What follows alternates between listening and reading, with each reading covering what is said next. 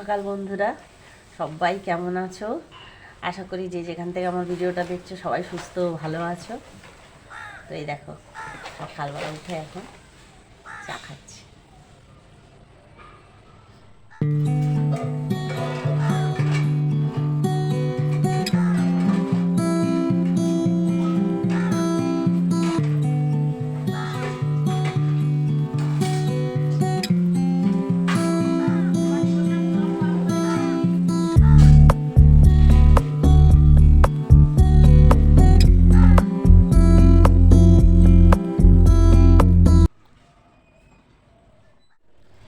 তো বন্ধুরা, একটা খারাপ খবর আছে।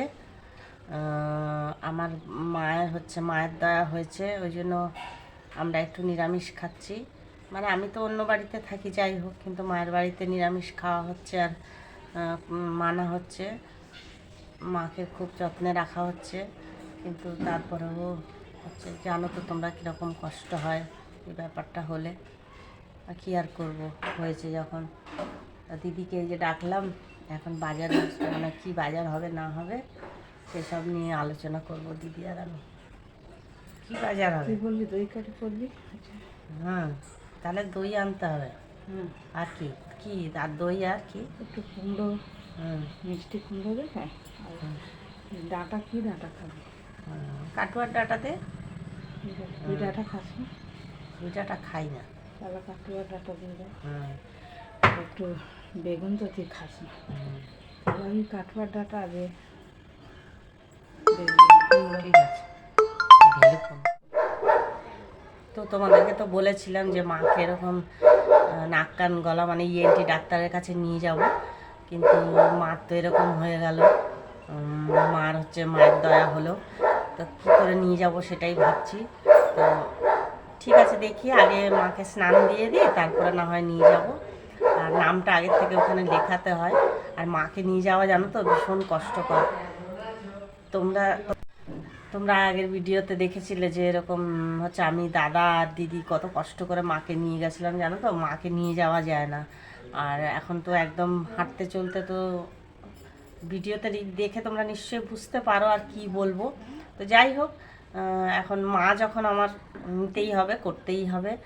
আর উনি কষ্ট পাবে সেটা তো নিশ্চয়ই আমরা চাইবো না।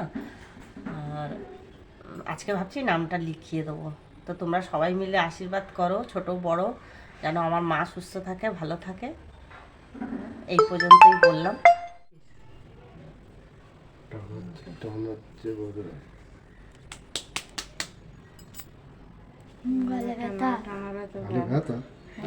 এখন নাতনি আর দাদু মিলে এখানে খেলা হচ্ছে, এখানে আদর চলছে এখন এখানে ভেতরে। কি হয়েছে? কি? হ্যাঁ হ্যাঁ হ্যাঁ, সবজিগুলো এখন ওই নিয়ে আয় তো, ওই বড় গামলাটা নিয়ে আয় তো। হ্যাঁ যা যা। হ্যাঁ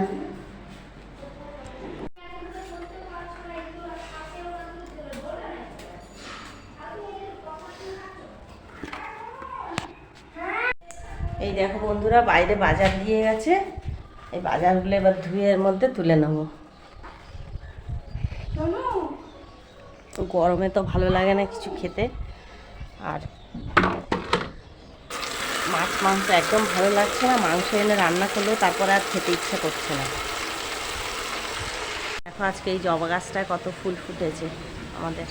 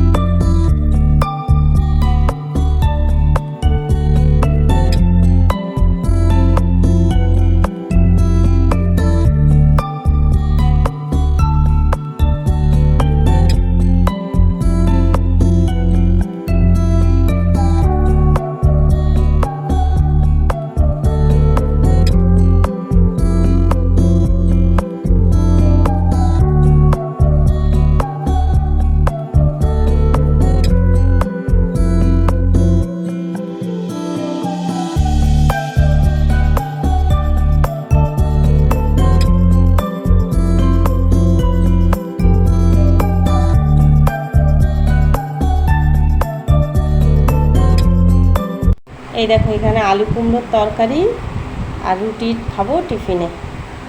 এই যে এখানে বাচ্চাটাও খাচ্ছে আর আমিও খাচ্ছি। দেখো বন্ধুরা, এখানে আমি আমার সব জামা কাপড়গুলো গুছিয়ে নিচ্ছি। তো এই নাইটি চাদর ফাদর যা কেচেছিলাম সেগুলো সব ধুয়ে ধায়ে নিয়েছিলাম, সেগুলো সব আস্তে আস্তে গুছিয়ে রাখছি। তো দেখো দুদিন ধরে আমার মনটাও ভালো নেই, মার শরীরটা ভালো নেই, মার এরকম হয়েছে বলে আমারও ভালো লাগছে না আর। তো যাই হোক, দিদি ওরা আছে বলে, দিদি বলতে বড়দি তো চলে গেছে, নেই, ওনার বাড়িতে কিছু কাজ ছিল ওই জন্য উনি চলে গেল আগে। তো এই মেজদি আছে আর মেজদির এই নাতনিটা আছে বলে আমার মনটা একটু তাও ঠিক আছে, নাহলে তোমরা বুঝতেই পারছো মানে মন একদম ভালো নেই। কেননা মাকে হচ্ছে নিয়ে, মা খুব অসুস্থ, খেতেও চাইছে না, যাও একটু আধটু খাচ্ছিল আর মানে সকাল থেকে একদম, আজকের সকাল থেকে মানে একদম খেতে চাইছে না, একদম কোনো কিছুই মুখে দিচ্ছে না, খালি জল খাচ্ছে। অবশ্য প্রচণ্ড গরমটাও পড়েছে, মানে অতিরিক্ত গরম পড়েছে, সেটা আমরা সবাই জানি। আর কি আর করা যাবে বলো গরমে, তাও আমরা যতটা পাচ্ছি খাওয়ানোর চেষ্টা করছি, কিন্তু তবুও উনি খেতে চাইছে না, মানে খাওয়াতে গেলেই মুখ থেকে বার করে করে ফেলে দিচ্ছে। তো দেখি এখন গ্লুকন-ডি গুলিয়ে খাওয়ার চেষ্টাও চলছে। তো গ্লুকন-ডি আর কি পেটে থাকে বলো, ওই দিদি সকালবেলা একটু ছাতু খাইয়ে দিয়েছিল, ওই ছাতুটুকুই হচ্ছে খাওয়া হয়েছে মায়ের, এমনি হচ্ছে অন্য কিছু আর খাওয়ানো যায়নি, কারণ উনি একদম খেতেই চাইছে না। আর বিশেষ করে মানে ভাত তো একদম খেতে চাইছে না, রুটি করে দিলেও সে মুখ থেকে বার করে করে ফেলে দিচ্ছে। তো কোনোভাবে ওনাকে কিছু একটু খাওয়াতেই হবে আমাদের, কিন্তু কি করব বলো বন্ধুরা, এই তোমরা দেখতেই পাচ্ছ মায়ের হচ্ছে শরীর নিয়ে আমরা মানে ভীষণ মুশকিলে পড়ে আছি। আর গরমে ওখানে এত প্রচণ্ড গরম যে কিছু মানে করার নেই, আমার আর কী করার আছে বলো। আমার বাড়িতে আমি যদি নিয়ে আসতে পারতাম তাহলে নিয়ে আসতাম, মা তো একদম উঠতেও পারে না, আর মাকে দোতলার উপরে তোলাও যাবে না, নাহলে দোতলার উপরে এনে তুলে রাখলে হয়তো মা একটুখানি স্বস্তি পেত এই গরম থেকে। কিন্তু দেখো একদম খাওয়া দাওয়া যদি ছেড়ে দেয় তাহলে কি শরীর থাকবে বলো। আর এই বয়সে এত ওষুধ খাচ্ছে উনি, আর একদম খেতে চাইছে না কিছু। তো দেখি ভাবছি বিকেলবেলা বাজারের দিকে যাব, গিয়ে আর কিছু নিয়ে আসবো, উনি যেটা খেতে চাই সেটা নিয়ে আসবো। আর জানো তো মানে ওনার কথাও আমরা কিছু বুঝতে পারি না, ওই জন্য এখন কী আর করবো বলো, আমাদের সামর্থ্য অনুযায়ী আমরা চেষ্টা করছি করার, বাদ বাকি দেখি ঈশ্বরের উপর ছেড়েছি, ঈশ্বর যা করবেন তাই।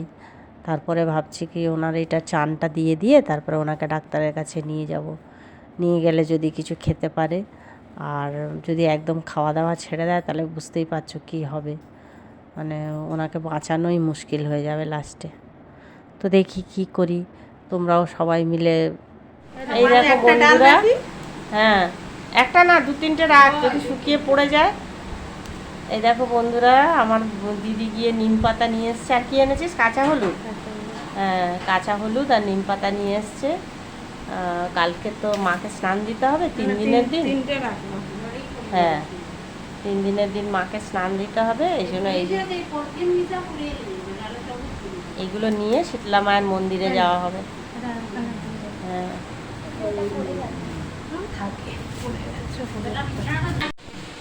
এই জিভ বের করে করে জলটা পড়ে যায়।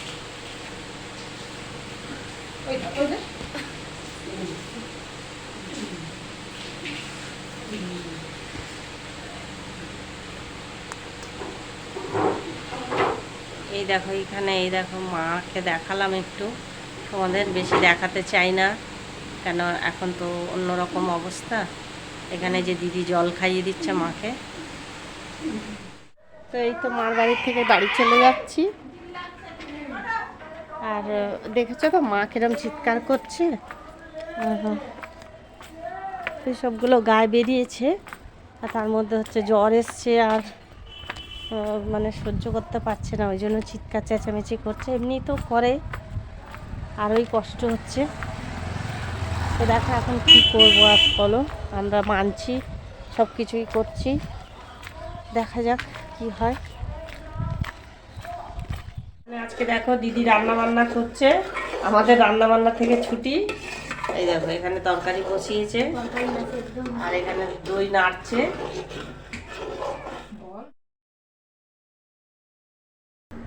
এখানে সকালে দেখো বন্ধুরা ছেলের জন্য রান্না হয়েছিল পটল ভাজা, ডিমের ঝোল, ভাত। ওর মানে অফিসে যাওয়ার কথা ছিল কিন্তু ও যেতে পারিনি, ওর প্রচণ্ড জ্বর এসেছে, ওই জন্য ও যেতে পারিনি।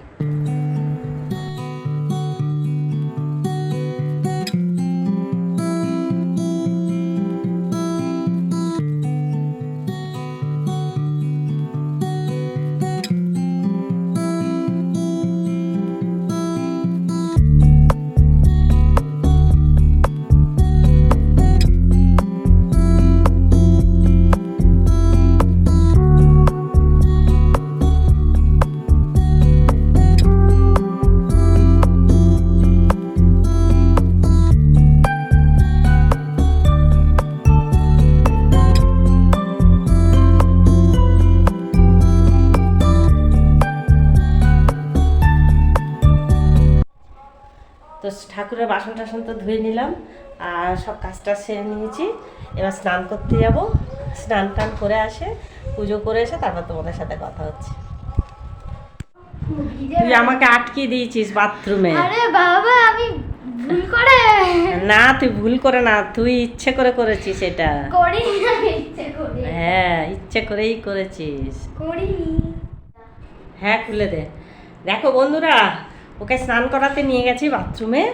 এবার ওকে স্নান করানোর পর তো আমি স্নান করবো। দেখো আমার হাসছে। এবার ওকে স্নান করানো তো আমি স্নান করব।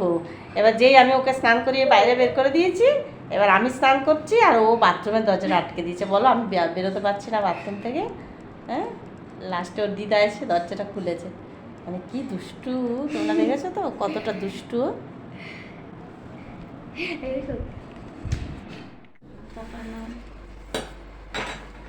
এই যে এখন খেতে বসেছি আমরা, ভাত খেয়ে নেবো সবাই। এই যে এখানে সবাই বসে পড়েছে লাইন ধরে।